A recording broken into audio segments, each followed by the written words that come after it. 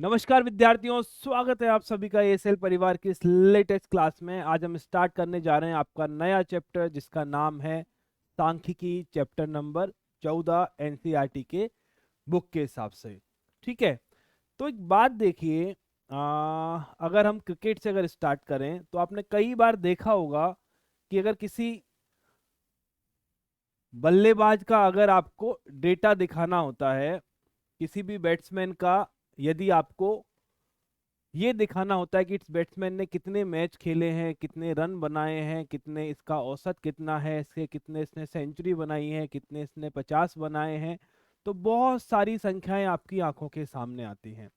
ठीक है, या अगर आप गेंदबाज के रूप में चर्चा करें तो इन्होंने कितने मैच खेले हैं, कितने विकेट इनको मिले हैं, कितने रन इन्होंने दिए हैं, इनका औसत क्या है, इनकी स्ट्राइक रेट कितनी है, ऐसे बहुत सारे आंकड़े गेंदबाज के केस में भी आपको दिखाई देते हैं। ठीक है, या फिर कभी कभी आप न्यूज़पेपर में देखते होंगे कि अचानक से तापमान में कमी आ गई है, अचानक से तापमान में वृद्धि हो गई है। उसके बाद आपको बहुत सारे शहरों के नाम होते हैं, शहरों के नाम के सामने आपको बहुत सारे नंबर्स लिखे होते हैं जो कि उनका टेम्परेचर होता है उन पर्टिकुलर से शहर का। तो इस तरह की बहुत सारी सूचनाएं आपके सामने दैनिक जीवन में आपको मिलती हैं। कभी हमने गौर किया ये सब क्या चीजें हैं, इनको हम कैसे क्लासिफाई कर सकते हैं? ठीक है, तो ऐसी इंफॉर्मेशन, ऐसी सूचना जो किसी निश्चित उद्देश्य के लिए इकट्ठी की जाती है, वो आपका संख्या भी हो सकती है, वो आपके कोई चित्र भी हो सकती है, कुछ भी हो सकता है। ऐसी इंफॉर्मेशन जो किसी निश्चित उद्देश्य के लिए एकत्रित की जाती है उन्हें हम बोलते हैं आंकड़े, इंग्लिश में जिनका नाम है डेटा।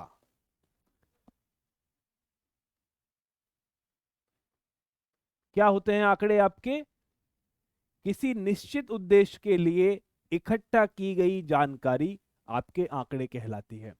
ठीक है, और गणित की जिस शाखा में हम इन आंकड़ों का अध्ययन करते हैं, इन आंकड़ों से अर्थपूर्ण जानकारी निकालते हैं, वो आपकी कहलाती है सांख्यिकी। ये क्या है?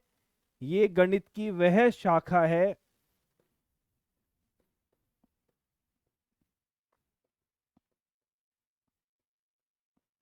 जिसमें आंकड़ों के अध्ययन द्वारा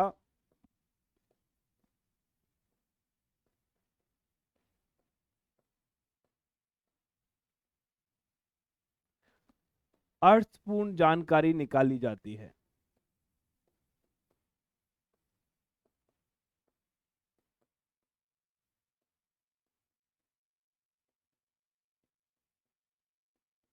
बात समझ पाए? नहीं समझ पाए? आंकड़े आपके क्या हुए?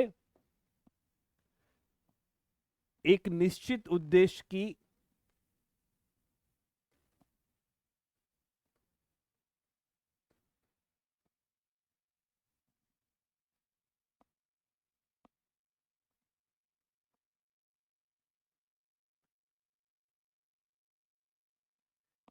गई सूचना।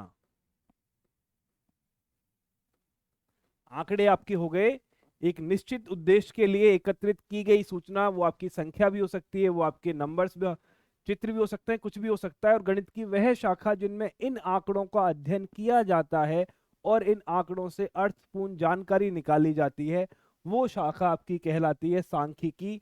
और यही आपका चैप्टर का नाम है। सांख्यिकी के बारे में हम प्रारंभिक जानकारी जानेंगे, बेसिक बेसिक टर्म जो हमारी काम में आती है उनके बारे में सीखेंगे इस चैप्टर के अंदर। अब बात आती है कि ये जो आंकड़े हैं, ये जो डेटा पॉइंट है हमारे, ये कितनी तरह के होते हैं। आंकड़े हमारे, अगर हम बृहद रूप से इनको वर्गीकृत करें तो हमारे दो तरह के होते हैं। पहला वाला अगर बात समझो, अगर आपको एक एक आपको असाइनमेंट दिया जाए, एक आपको होमवर्क दिया जाए कि आप जिस भी कॉलोनी, जिस भी मोहल्ले, जिस भी गली में रहते हैं, आपको एक सूचना एकत्रित करनी है कि आपकी जो आपका मोहल्ला है उसमें कितने परिवार हैं, उसके प्रत्येक घर के मुखिया का नाम क्या है और उस घर में कितने बच्चे हैं। अगर आपसे ये बोला जाए कि जिस मोहल्ले में आप रह रहे हैं उसमें आपको एक सूचना एकत्रित करनी है कि जितने भी घर आपके यहाँ पर हैं उसके मुखिया का नाम क्या है और बच्चों की संख्या कितनी है।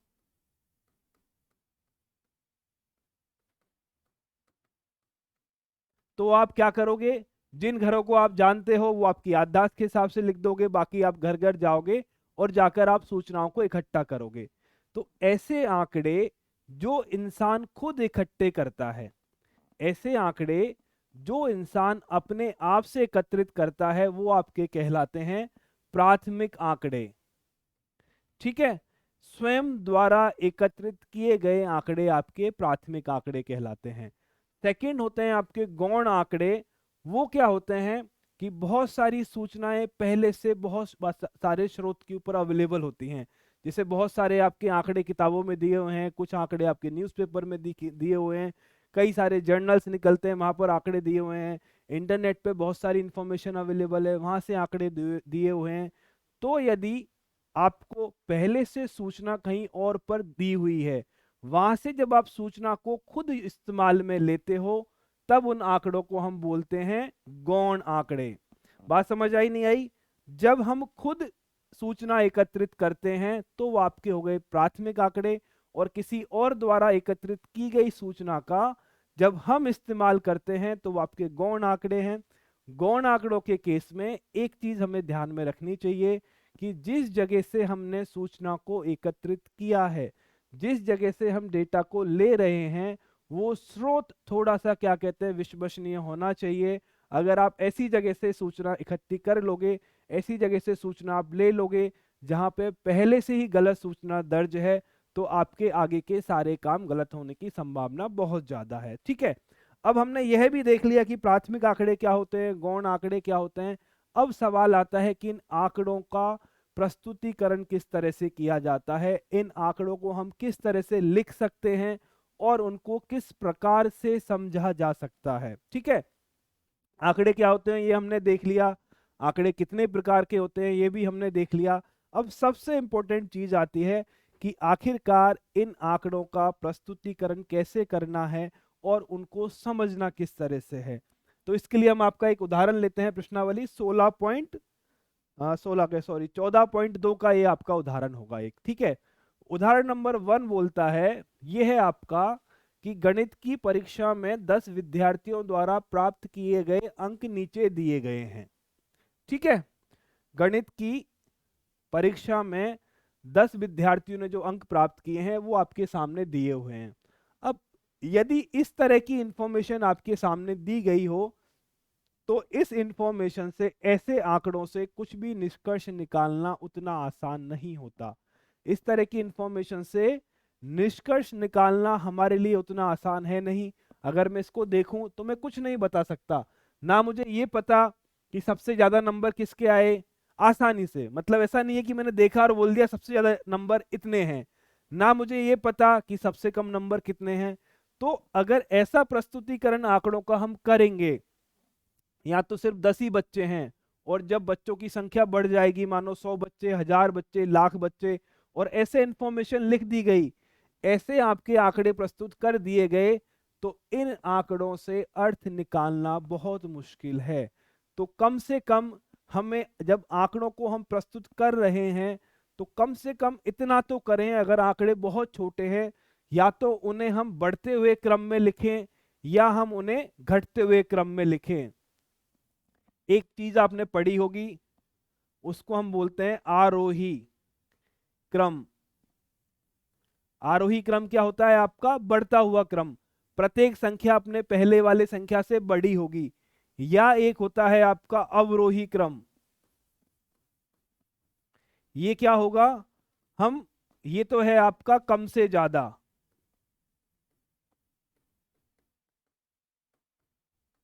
या आपका जो अवरोही क्रम होगा ये आपका होगा ज्यादा से कम। ठीक है, तो अगर हमारे आंकड़े बहुत छोटे हैं तो हमें प्रस्तुत करते टाइम कम से कम उन्हें बढ़ते हुए या घटते हुए या आरोही या अवरोही क्रम में तो लिखना चाहिए, जिससे क्या होगा कि एटलीस्ट देखकर कुछ तो बताया जा सके कि सबसे ज्यादा कौन है, सबसे छोटा कौन है, इतनी इंफॉर्मेशन तो निकल के आए। तो यदि इन्हीं आंकड़ों को मैं बढ़ते हुए क्रम में लिख दूं। ठीक है, सबसे छोटी संख्या क्या है? 25। हमने क्या किया? आरोही क्रम में व्यवस्थित करने पर।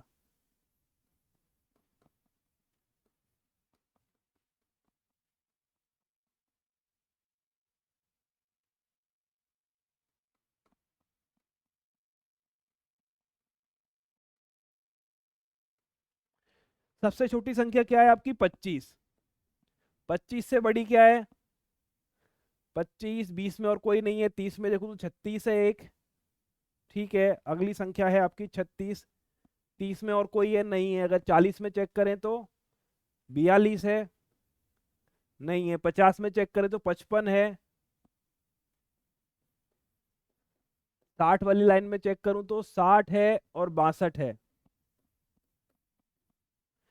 70 वाली लाइन में चेक करूं तो 73 है और 78 है। 80 वाली लाइन में कोई भी नहीं है। 73, 78, 75 भी है। 80 वाली लाइन में कोई भी नहीं है। 90 वाली में 95 है। कितने हो गए आपके? 1 2 3 4 5 6 7 8 9 10। क्या किया है हमने? इनको बढ़ते हुए क्रम में लिख दिया। अब कम से कम हम ये तो बता सकते हैं कि सबसे कम नंबर 25 है, सबसे ज्यादा नंबर 95 है। एटलीस्ट अगर ऐसे लिखा हो तो हम देखते ही बोल सकते हैं कि सबसे कम नंबर किसके हैं?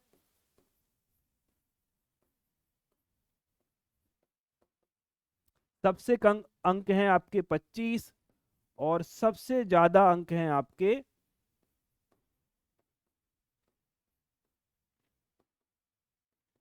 95।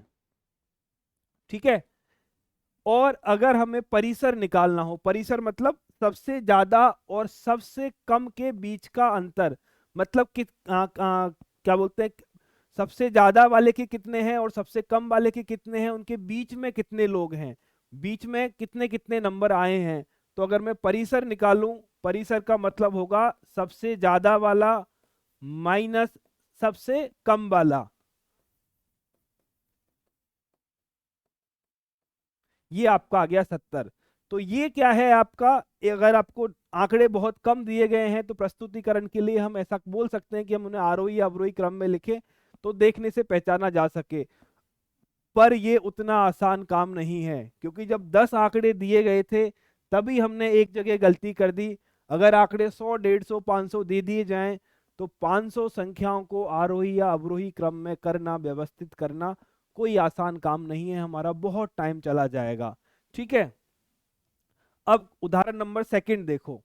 उदाहरण नंबर सेकंड में क्या बोला गया है? इसमें बोला गया है कि एक विद्यालय की 9वीं कक्षा के 30 विद्यार्थियों द्वारा 100 अंकों में से प्राप्त किए गए अंक लीजिए। मतलब एक विद्यालय के आपके क्या कहते हैं 9th क्लास में 30 बच्चे हैं, जिनके 100 में से जो अंक आए हैं वो यहाँ पर लिखे हुए हैं।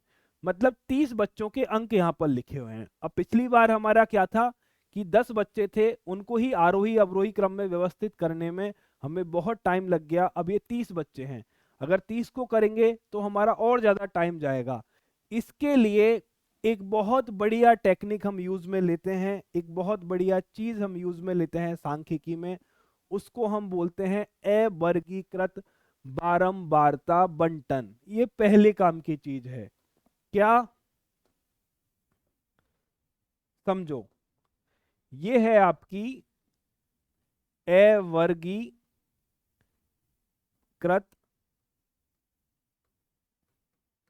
बारंबारता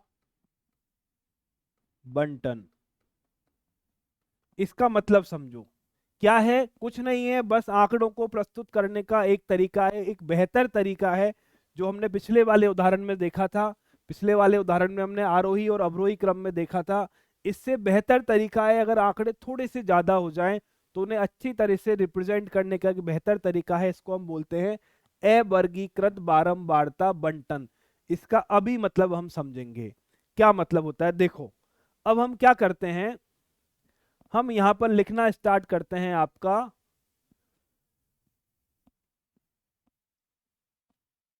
अगर इधर लिखते तो बेटर होता, इधर लिख लेते हैं। चलो, हमने लिखना स्टार्ट किया, यहां पर लिखा हमने अंक, और यहां पर लिखा है हमने बारंबारता।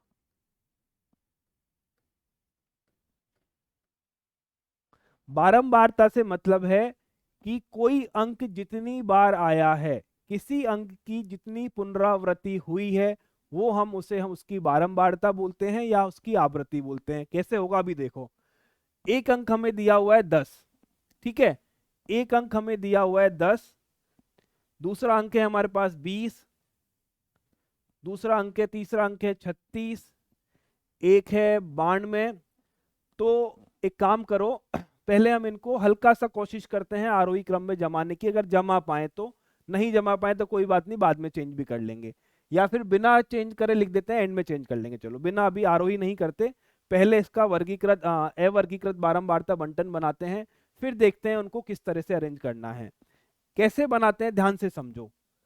10 अंक यहां पर आया है, एक डंडा लगा दो, एक डंडे का मतलब 10 एक बार आ गया है। बारंबारता का मतलब, बारंबारता का मतलब है बेटा जो अंक जितनी बार रिपीट हुआ है, जो आंकड़ा जितनी बार आया है वो उसका नंबर है। अगर एक आंकड़ा जैसे मान लो 3 बार आ गया, यदि आपका ऐसे लिखा हुआ है 3 3 3, तो मैं लिख सकता हूं 3 की बारंबारता है 3। या आपको अंक लिखा हुआ है 6 और 6, तो मैं बोल सकता हूं 6 की बारंबारता है 2, मतलब 6 अंक 2 बार आया है, 6 अंक की 2 बार पुनरावृत्ति हुई है, तो 6 की आवृत्ति या बारंबारता जो है वो 2 है। ठीक है, तो अब हमें क्या करना है, हर अंक की बारंबारता को काउंट करना है। करने का तरीका, इसे हम बोलते हैं चिन्ह परिपाठी। एक एक अंक को गिनो और एक एक चिन्ह लगाते जाओ। 10 आ गया, एक चिन्ह लगा दिया, 20 आया, 20 के सामने एक चिन्ह लगा दो, 36 आया, 36 के सामने एक चिन्ह लगा दो, 92 आया, 92 के आगे एक चिन्ह लगा दो, 95 आया, 95 के आगे एक चिन्ह लगा दो, 40 आया, 40 के आगे एक चिन्ह लगा दो, 50 आया, 50 के आगे एक चिन्ह लगा दो, 56 आया, 56 के आगे एक चिन्ह लगा दो, 60 आया, 60 के आगे एक चिन्ह लगा दो, उसके बाद 70 आया। क्या 70 पहले है? नहीं है, जगह कम पड़ रही है, मैं यहां लिख देता हूं, एक चिन्ह लगा दिया। 92, क्या 92 पहले आया है? 92 पहले आ चुका है, अब 92 2 बार आ चुका है। ये देखो, एक 92 आपका यहां पर है, एक 92 आपका यहां पर है, तो यहां वाले 92 का एक चिन्ह मैं पहले ही लगा चुका था। जब 92 दूसरी बार रिपीट होगा तो मैंने चिन्ह एक बार और लगा दिया। ये आपकी चिन्ह परिपाटी है। जो अंक जितनी बार रिपीट होगा, हम उसके चिन्हों की संख्या ऐसे ही बढ़ाते जाएंगे। कहां तक थे? मैं 92 तक आ चुका था। 88, क्या 88 पहले आया? नहीं आया, 88 लिखो और एक चिन्ह लगा दो। 80 पहले आया? नहीं आया, 80 लिखो, एक चिन्ह लगा दो। 70 क्या पहले आया? 70 आ गया, अब 70 के दो चिन्ह हो गए। 72, क्या 72 पहले आया? नहीं आया, 72 लिखो, एक चिन्ह लगा दो। क्या 70 पहले आया? ये आया, अब 3 बार आ गया। क्या 36 पहले था? यहां पर था, 36 2 बार हो गया। क्या 40 पहले है? ये रहा 40, अब 40 के दो चिन्ह हो गए। क्या 36 पहले है? 36 था, एक चिन्ह और लगा दो। क्या 40 था? एक चिन्ह और लगा दो। 92, क्या 92 पहले आया है? आ चुका है, 92 का एक चिन्ह हमने लगा दिया। क्या 40 पहले आया है? आया है, एक चिन्ह और लगा दिया। अब हम यहां तक काउंट कर चुके हैं। ठीक है, अंक को लिखते चलो और अंक जितनी बार रिपीट हो, जितनी बार उपस्थित हो, उसके लिए एक एक चिन्ह आगे बढ़ाते जाओ। 40 तक मैं कर चुका हूं। क्या 50 आया पहले? आ चुका है, 50 2 बार हैं, तो एक बार और 2 बार। 56, 56 एक बार आ गया। 60, 60 एक बार और आ गया। 70, 70 एक बार और आ गया। 60 एक बार आ गया, एक बार और आ गया। 88 एक बार आ गया। ठीक है, क्या किया है हमने? जो अंक लिखे हुए थे हमने लिख दिए, और जितनी बार वो रिपीट हुए हैं उसके हिसाब से हमने चिन्हों की संख्या आगे बढ़ा दी है। ये है आपकी चिन्ह परिपाटी। ये जो लिखा हुआ है आपको नीचे लिखना है, मेरे पास जगह कम थी इसलिए मैं नहीं लिख पाया। ठीक है, अब देखो इससे हमें क्या मिला है। अब देखो हमें इससे क्या मिला है। हमारे सामने जो टेबल आई है कुछ ऐसी टेबल है।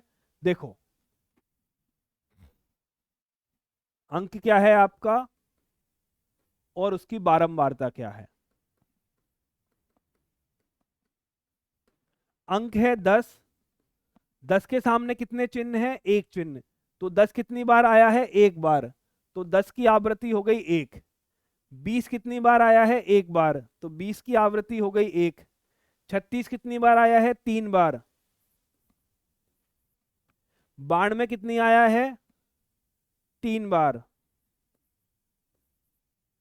95 कितनी बार है? एक बार। 40 कितनी बार है? 4 बार। 50 3 बार।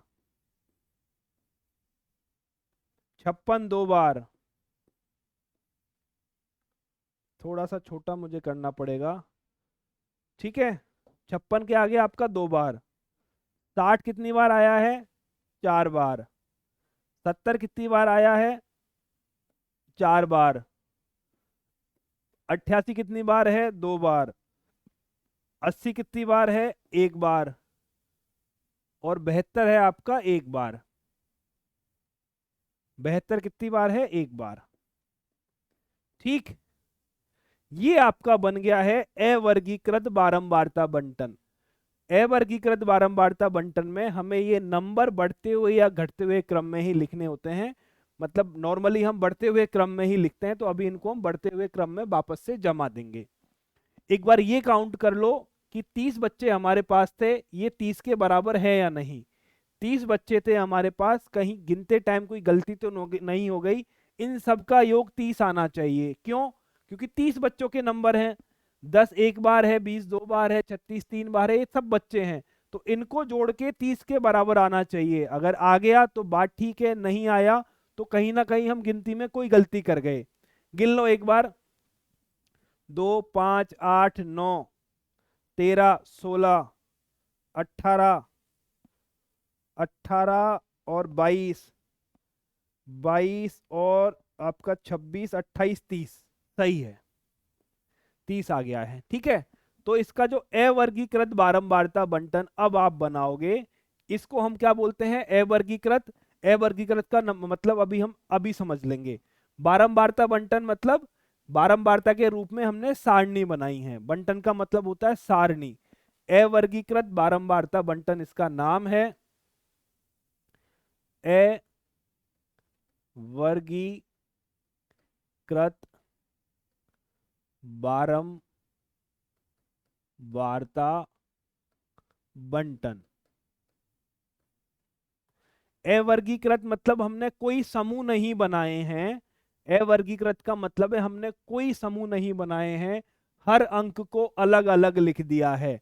बारंबारता मतलब अंक जितनी बार आया है हमने उतनी बार ना लिखकर हमने उसके सामने ये लिख दिया है कि ये अंक कितनी बार इसका रिपीटेशन हुआ है, कितनी बार पुनरावृत्ति हुई है। और बंटन का मतलब है सारणी। समझ गए? अवर्गीकृत मतलब हमने कोई समूह नहीं बनाए हैं, हमने अंकों को अलग अलग लिख दिया है। बारंबारता मतलब अगर अंक 5 बार आया है तो मैंने 5 बार रिपीट नहीं किया है, मैंने उस अंक के सामने ही 5 लिख दिया है या 4 लिख दिया है। और बंटन का मतलब होता है सारणी। अब इसको फाइनल कैसे लिखना है? यहां लिखना है अंक और यहां लिखना है बारंबारता। टेबल बनानी है आपको। देखो सबसे छोटा क्या है? 10। सबसे छोटा 10। 10 के सामने आ जाएगा एक। उसके बाद 20। 20 के सामने भी आ जाएगा एक। फिर 36। 36 के सामने आएगा एक। 40 की लाइन में सिर्फ 40 है, फिर 40 को लिखो। 10 लिख दिया, 20 लिख दिया, 36 लिख दिया, 40 को लिखो। 40 के आगे क्या है? 4। 40 के आपके आगे है 4। 36 के आगे कितना था? 3। सॉरी, 36 के आगे 3 था। 40 के आगे 4 आ गया। 40 से बड़ा कौन है? 50। 50 है, 56 है, बस एक 50 है और एक 56 है। 50 के आगे कितना है? 3 और 56 के आगे है 2। 56 से बड़ा 60, 60 है, इकलौता 60 है, ठीक है। 60 के आगे क्या आया है? 4। 60 से बड़ा 70, 70 है, 72 है, 70 दो बार 70 है और 72 है, ठीक है। तो पहले आपका 70 आएगा, 70 के आगे है आपका, 70 की बारंबारता कितनी है? 4। और 72 की बारंबारता कितनी है? 1। ठीक, फिर 80 में देखो, 80 और 88, 80 की 1 है, 88 की 2 है। उसके बाद क्या है? लास्ट में है 95।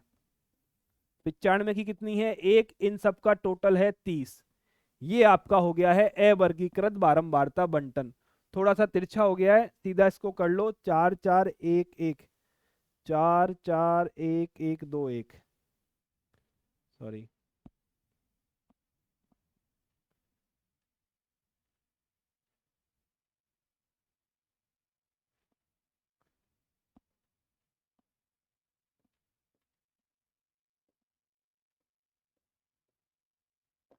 ठीक, ये है आपका वर्गीकृत बारंबारता, अवर्गीकृत बारंबारता बंटन। एक बार देख लो, कोई दिक्कत हो तो कमेंट करके बताओ। एक बार अभी हम कोशिश करेंगे आपका कंफ्यूजन,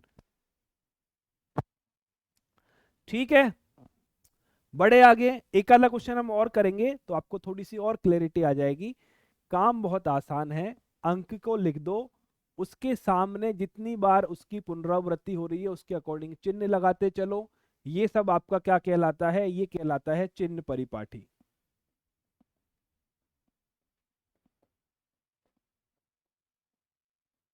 ठीक है। एक अंक जितनी बार आया है वो उसकी बारंबारता कहलाएगी, उसके अकॉर्डिंग हम उनको लिख देंगे। अवर्गीकृत मतलब हमने समूह के रूप में नहीं लिखा है।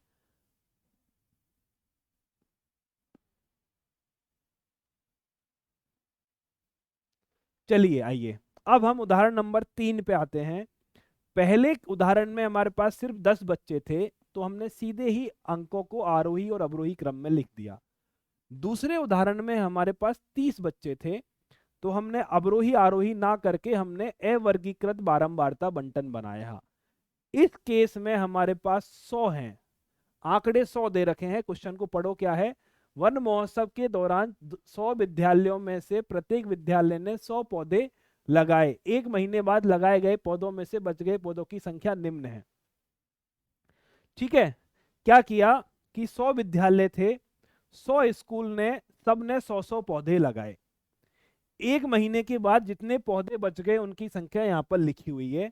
ये सारे नंबर आपके 100 के बराबर हैं।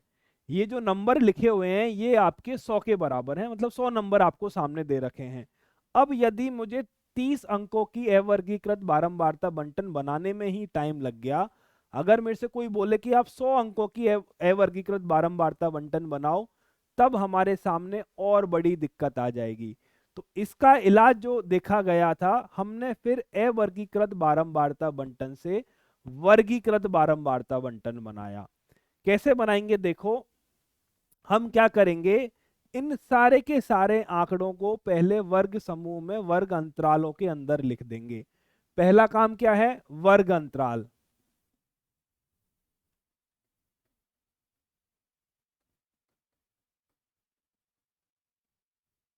फिर हम क्या करेंगे? फिर हम डालेंगे वर्ग अंतराल की बारंबारता। अभी समझेंगे इनका मतलब एक एक करके क्या है।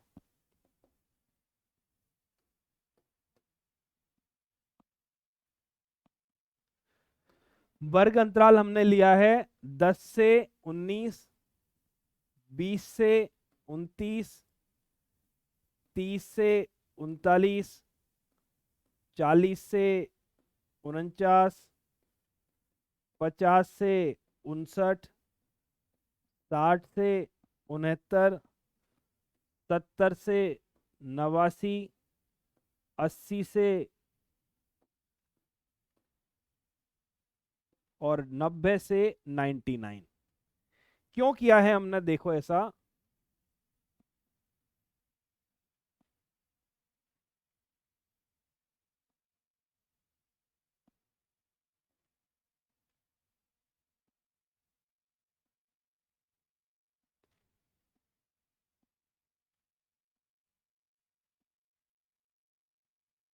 ठीक है।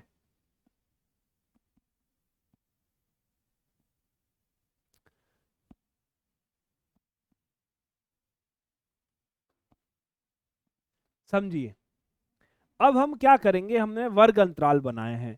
वर्ग अंतराल का मतलब क्या हुआ, वर्ग अंतराल में जैसे हमने पहला अंतराल बनाया 10 से लेके 19 तक, ठीक है। इसका मतलब ये हुआ कि 10 से लेके 19 तक के नंबर जितनी बार भी आएंगे उन सबको हम इस अंतराल के अंदर ही मानेंगे।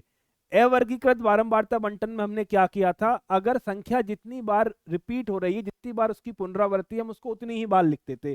जैसे ऐसे लिखा हुआ है, आपको नंबर दे रखे हैं 1 2 3 2 4 2, ठीक है। तो क्या करोगे, एक नंबर 1 है, एक नंबर 2 है, एक नंबर 3 है, एक नंबर 4 है। एक नंबर एक बार आया है, दो नंबर 3 बार आया है, तीन नंबर एक बार है, चार नंबर एक बार है। इस तरह से हमने लिख दिया। पर जब संख्याएं बहुत बड़ी होती हैं, जैसे 100 500 1000 10,000, तो इस तरह से लिखना संभव नहीं हो पाता, बहुत सारी जगह घेर लेते हैं। तो हम क्या करते हैं, हम उन संख्याओं के लिए छोटे छोटे समूह बना लेते हैं अपने हिसाब से, जो हमें कन्वीनियंट लगेगा। जैसे इस केस में मैंने क्या किया है, 9 9 का समूह बनाया है, 10 से 19 9, 20 से 29 9, 30 से 39 9, ठीक है। अब क्या करेंगे, हमने समूह बना लिए, उस समूह के लिए जितनी भी संख्याएं आएंगी उन सबको हम एक जगह लिख देंगे।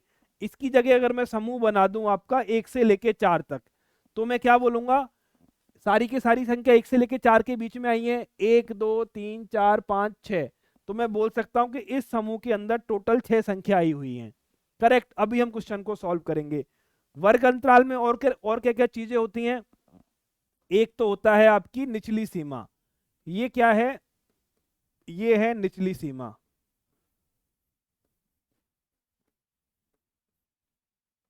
ये है ऊपरी सीमा, ठीक है।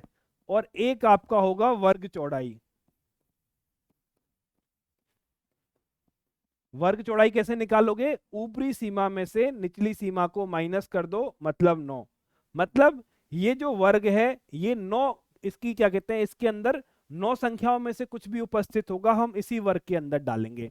अब हम थोड़ा सा सवाल करते हैं जिससे आपको और बेहतर आइडिया लग पाएगा। इस वाले क्वेश्चन को हम सॉल्व करना स्टार्ट करते हैं। देखो रूल क्या है, 10 से लेके 19 के बीच में जो भी संख्या आएगी उसको हम यहीं पे बारंबारता के रूप में लिखना स्टार्ट करेंगे। देखो 95, 95 कहाँ आएगा, इस वाले वर्ग में, तो ये एक बार लिख दिया। 67, 67 यहाँ आएगा, एक बार लिख दिया। 28, 28 यहाँ आएगा, एक बार लिख दिया। 32 एक बार। 65, 65 दो बार आ गया। 69 एक बार और आ गया। 33 यहाँ आ गया। 98 यहाँ आ गया। 96 यहाँ आ गया। समझ गए, जिस वर्ग अंतराल में जिस वर्ग समूह में संख्या आ रही है उसकी एंट्री वहां पे कर दो। अब आगे बढ़ो दूसरी लाइन पे। 76, 76 कहाँ आएगा, यहाँ पर। 42 यहाँ पर। 32 यहाँ पर। 38 यहाँ पर। 42 ये। 40 40। 69, ठीक है। अब देखो, अब क्या है, चिन्ह परिपाटी आपने पहले भी पढ़ी है कि हम चार अंक, 4 बार तक तो हम डंडे लगाते हैं, जैसे ही पांचवी बार आती है हम क्रॉस डंडा लगाते हैं, ऐसे। समझ गए, इसका मतलब क्या हुआ, संख्या एक बार आएगी एक डंडा लगाओ, दो बार आई दूसरा लगाओ, तीसरी बार आई तीसरा लगाओ, चौथी बार आई चौथा लगाओ, पांचवी बार आए इसको क्रॉस कर दो। ये 5 का एक ग्रुप बन गया है, बाद में पढ़ना आसान होता है। क्योंकि अगर मानो ऐसे एक संख्या 1000 बार रिपीट हो गई, तो ऐसे कब तक चिन्ह लगाओगे, फिर उनको गिनना पड़ेगा हजार हजार में। तो 4 लगाओ फिर एक से क्रॉस कर दो, ये 5 आ गई, बाद में गिनने में हमें बहुत आसानी होगी, ठीक है। कहां पर था मैं, यहां पर था। 69 में मैंने क्रॉस लगा दिया, ये मेरा 5 बन गया। 95, 95 92, 4 और 5, पांचवे पे क्रॉस लगा दो, ठीक है। यहां तक हम कर चुके हैं, ये सॉल्व हो गया, ये वाला सॉल्व हो गया। 75, इसको भी हटा दो। 75 देखो ध्यान से बनाना। 75, 83, 76, 83, 85, 62, 37, 65, 63, 42, यहां तक सॉल्व हो गया। ठीक है, जैसे ही 4 के बाद 5वां नंबर आएगा क्रॉस करके हम उसके 5 का एक जोड़ा बना देंगे। अब देखिए तीसरी लाइन पे आओ, 89, 65, 73, 81,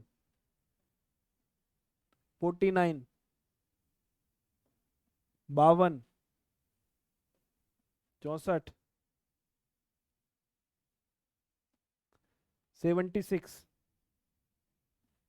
83, 92। 4 लाइन हमारी कंप्लीट हो गई। ध्यान से बनाइएगा, अगर गड़बड़ हो जाएगी तो बाद में वापस से पूरी एक्टिविटी करनी पड़ेगी, क्योंकि फिर हम इनको सबको जोड़ के वापस से हम 100 के बराबर लेके आएंगे। ठीक है, अब देखिए कहां तक आ गए, 4 लाइन हो गई, 5वीं लाइन पे आओ। 93 कहाँ आएगा सर? 93 यहाँ पर आएगा। 68, 68 सर यहाँ आएगा। 52, 52 यहाँ आएगा। 79, 79 आ गया। 81, 81 आ गया। 83, 83 आ गया। 59, 59 आ गया। 82, 82 आ गया। 75, 75 आ गया। 82, ये आ गया। 5 लाइन हमारी पूरी हो चुकी है। ठीक है, 5 लाइन हमारी पूरी हो चुकी है। छठी लाइन पे आओ। छठी लाइन कहा? 86, 90, 44, 62, 31, 36, 38, 42, 39, 83, ये लाइन भी खत्म। अगली पाओ 87, 87 यहाँ आएगा। 56, 56, 58, 23, 35, 76, 83, 85, 30, 68, ये वाली लाइन भी खत्म। 3 लाइनें अभी आपकी और बची हैं। बड़ा क्वेश्चन है, सिर्फ इसलिए आपको दिया गया है कि आपकी अच्छे से प्रैक्टिस हो जाए, ताकि आपको बाद में तकलीफ ना आए। चलिए इस पे भी आते हैं। 69 कहां पर आएगा? जल्दी से बताओ। 69, 83, 86, 43, 45, 39, 83, 75, 66, 83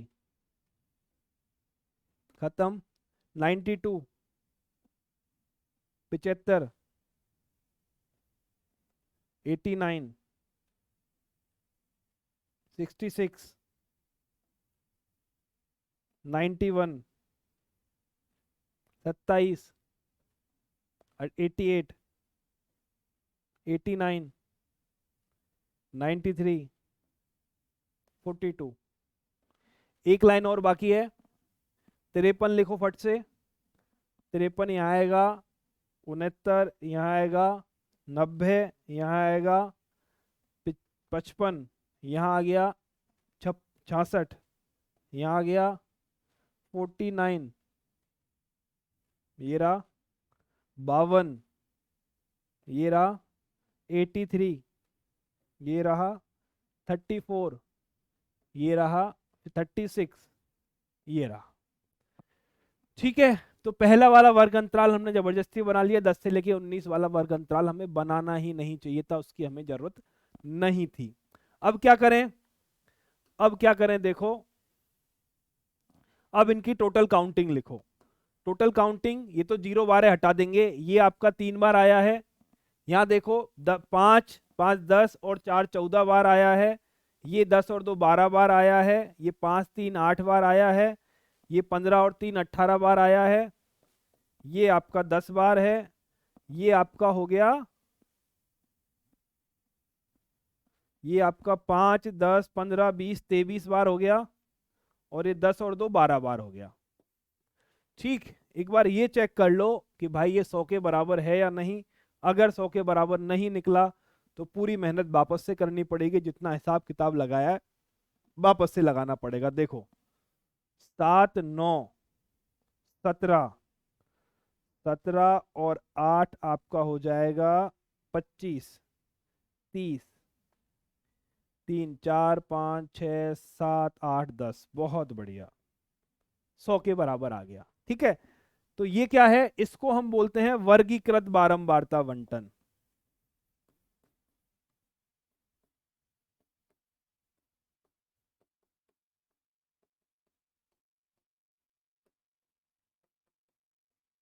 ये क्या कहलाता है बच्चों, ये कहलाता है आपका वर्गीकृत बारंबारता बंटन।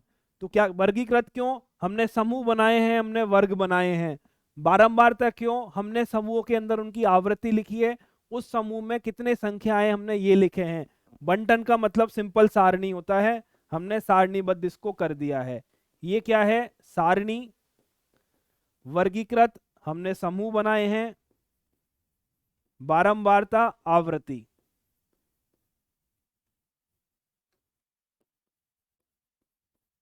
आवर्ती, ठीक है, क्लियर है। आगे बढ़े, क्या क्या देख लिया है हमने। हम सीधा सिंपल उसे लिख सकते हैं आरोही या अवरोही क्रम में।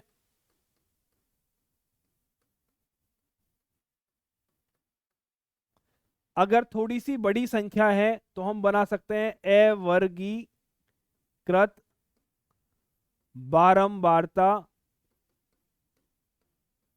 बंटन। अगर उससे भी बड़ी संख्या है तो हम बना सकते हैं वर्गीकृत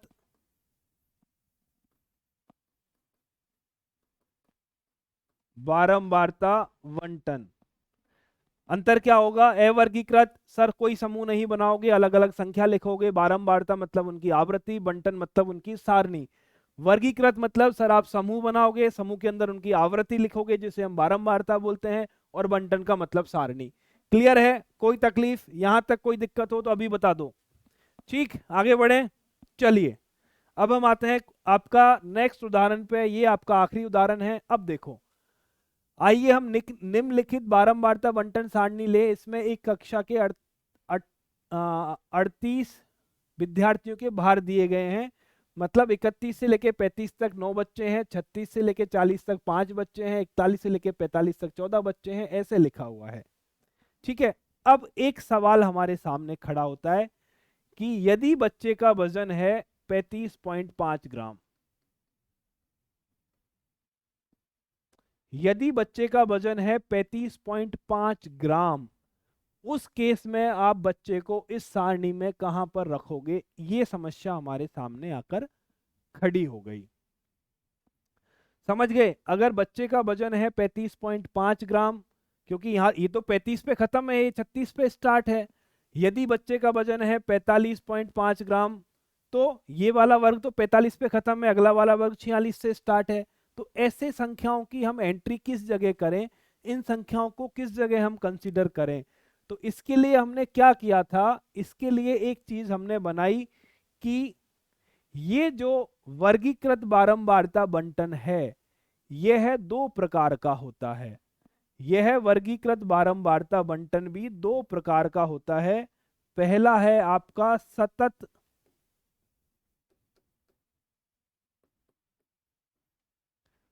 वर्गीकृत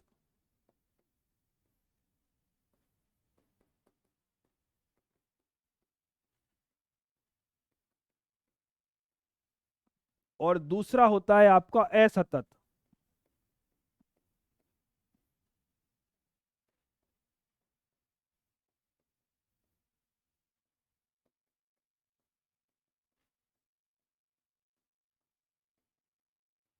अभी दोनों के मतलब हम समझेंगे। असतत का मतलब तो क्या होता है, असतत का मतलब कुछ ऐसा होता है, ये मतलब आप 31 से स्टार्ट हुए 35 तक पहुंचे, फिर आपने छोड़ दिया 36 से स्टार्ट हो गए। जब पहले वाले वर्ग की ऊपरी सीमा और अगले वाले वर्ग की निचली सीमा बराबर ना हो, तब हम उसे बोलते हैं असतत। क्या मतलब हुआ इसका, इसका मतलब हुआ कि पहले वाले वर्ग की ऊपरी सीमा और अगले वाले वर्ग की निचली सीमा आपस में बराबर ना हो। सतत मतलब लगातार, असतत मतलब जिसमें गैप आ रखा हो, जो लगातार नहीं है। तो आप ध्यान से देखोगे, 31 से चले 35 तक पहुंचे, 35 के बाद 36 पे जंप कर गए, 35 से 36 के बीच में हम कुछ नहीं बोल सकते, यह है हमारा असतत वर्गीकृत बारंबारता बंटन है। अब यदि मुझे असतत को सतत में बदलना हो, क्या करना है? मुझे करना है असतत वर्गीकृत बारंबारता बंटन को सतत वर्गीकृत बारंबारता बंटन में बदलना है। तो उसके लिए हम क्या प्रोसेस काम में ले सकते हैं? ठीक है, ध्यान से देखो, ध्यान से देखो और एक बार में समझ लेना। पहले क्या करेंगे, हम इन दोनों के बीच का गैप निकालेंगे। पहला काम क्या है? गैप निकालना। गैप को हिंदी में क्या बोलते हैं? अंतराल निकालना। ठीक है, कैसे निकालोगे? 36 माइनस 35 बराबर 1। क्या करो? पहले वर्ग की आखिरी सीमा और अगले वर्ग की निचली सीमा के बीच का गैप निकालो, अंतराल निकालो। निकल गया, 36 में से 35 को घटाया, 1 आ गया। इस अंतराल में 2 का भाग दे दो। क्या करो? गैप बटा 2, हिंदी में लिख देते हैं, अंतराल बटा 2 कितना आया? 1/2 मतलब 0.5 आया। ठीक है, ये आ गया। अब एक काम करो, ये जो वर्ग की निचली सीमा है, ये जो वर्ग की निचली सीमा है, इसमें तो इसको जोड़ दो। मतलब 31 में जोड़ दिया 0.5, 36 में जोड़ दिया 0.5, 41 में जोड़ दिया 0.5, 46 में जोड़ दिया 0.5, 51 में जोड़ दिया 0.5, 56 में जोड़ दिया 0.5, 61 में जोड़ दिया 0.5। फिर गैप कम पड़ गया, वापस से लिखना पड़ेगा। चलो यहां से स्टार्ट करते हैं। 31 में आपने 0.5 जोड़ दिया, 36 में आपने 0.5 जोड़ दिया, 41 में आपने 0.5 जोड़ दिया, 46 में आपने 0.5 जोड़ दिया, 51 में आपने 0.5 जोड़ दिया, 56 में आपने 0.5 जोड़ दिया, 61 में आपने 0.5 जोड़ दिया, और 66 में आपने 0.5 जोड़ दिया, और 71 में आपने 0.5 जोड़ दिया। क्या करना है? पहले वर्ग की ऊपरी सीमा, हाँ क्या कहते हैं, पहले वर्ग की ऊपरी सीमा और अगले वर्ग की निचली सीमा के बीच का अंतराल निकालो, उसमें 2 का भाग दे दो। जो संख्या आपके पास मिले निचले वाली सीमा में उसको जोड़ दो, और ऊपर वाली सीमा में से उसको माइनस कर दो। क्या समझे? निचले वाली सीमा में उसको जोड़ दो, और sorry sorry sorry sorry sorry sorry, गलत स्टेप कर गए हम, गलत स्टेप कर गए। ऊपर वाली सीमा में हमको जोड़ना पड़ेगा और नीचे वाली सीमा में से घटाना पड़ेगा, सॉरी।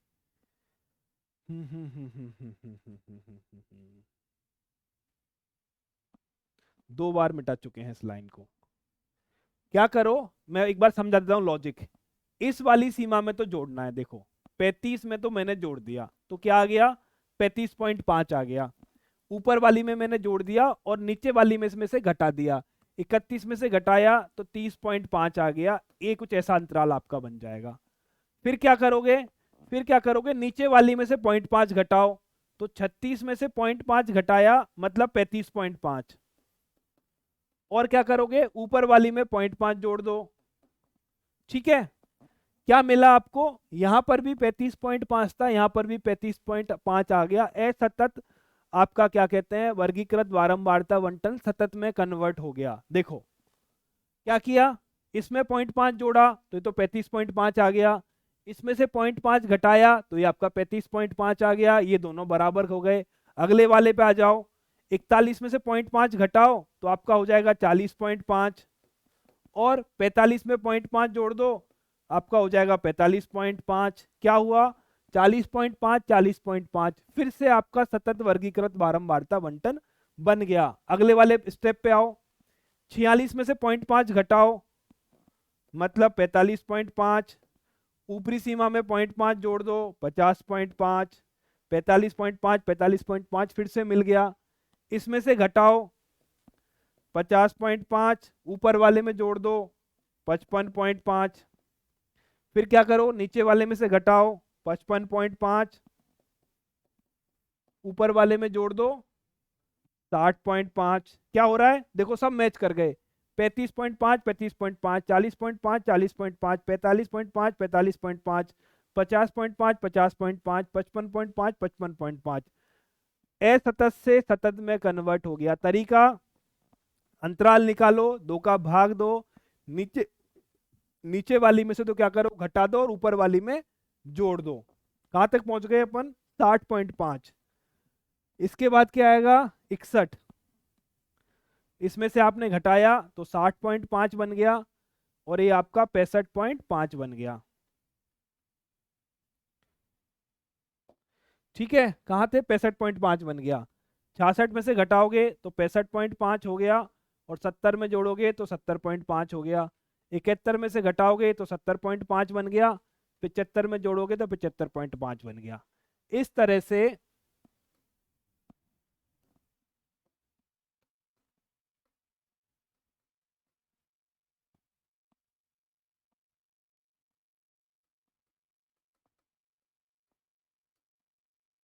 ठीक है, इस तरह से हमने असतत वर्गीकृत बारंबारता अंतराल को सतत वर्गीकृत बारंबारता अंतराल में कन्वर्ट कर दिया। बारंबारता लिख दो, 9 की जगह 9 आएगा, 5 की जगह 5 आएगा, 14 की जगह 14 आएगा, 3 की जगह 3 आएगा, 1 2 2 1 1। क्लियर है, कोई दिक्कत यहां तक, कोई तकलीफ यहां तक? ठीक है, अब एक सवाल और आता है, पहले क्या दिक्कत थी, पहले दिक्कत ये थी कि सर यदि वजन 50.5 आ गया तो कहां लिखेंगे, ना यहां लिख सकता मैं ना मैं यहां लिख सकता। तो हमने क्या किया, ऊपरी और निचली सीमा को मिला दिया, ऊपरी और निचली सीमा का अंतराल निकाला, 2 से भाग दिया, एक जगह से घटाया दूसरी जगह जोड़ा, कुल मिला के उस गैप को हमने कवर अप कर दिया, इस अंतराल को खत्म कर दिया। पर अब यदि किसी बच्चे का वजन आ जाता है 50.5,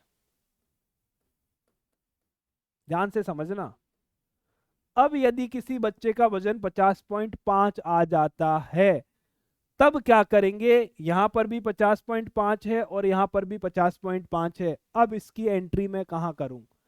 तो इस केस में हमेशा जो परिपाटी है वो परिपाटी ये है कि इस ऊपर वाले वर्ग में मैं एंट्री ना करके हमेशा नीचे वाले वर्ग में एंट्री होगी। यदि हमें ऐसी संख्या मिल जाती है जो ऊपर वाले वर्ग की आखिरी सीमा है, नीचे वाले वर्ग की प्रारंभिक सीमा है, तो परिपाटी हमारी ये है कि उस डेटा को, उस अंक को नीचे वाले वर्ग के अंदर शामिल किया जाएगा। ठीक है, तो आज की क्लास में हमने यह देखा है कि सांख्यिकी को हम किसे बोलते हैं, सांख्यिकी क्या होती है, उसके अलावा आंकड़ों का प्रस्तुतिकरण किस तरह से किया जाता है, अवर्गीकृत बारंबारता बंटन क्या होती है, वर्गीकृत बारंबारता बंटन क्या होती है। वर्गीकृत बारंबारता बंटन आपकी 2 प्रकार की है, असतत और सतत। असतत को सतत में किस तरह से बदले जाते हैं। इसके बाद जो अगली क्लास होगी उसमें हम आपकी प्रश्नावली 14.2 के क्वेश्चंस को सॉल्व करेंगे। आज की क्लास में इतना ही, फिर मिलते हैं नेक्स्ट क्लास में और सॉल्व करेंगे आपका 14.2 को।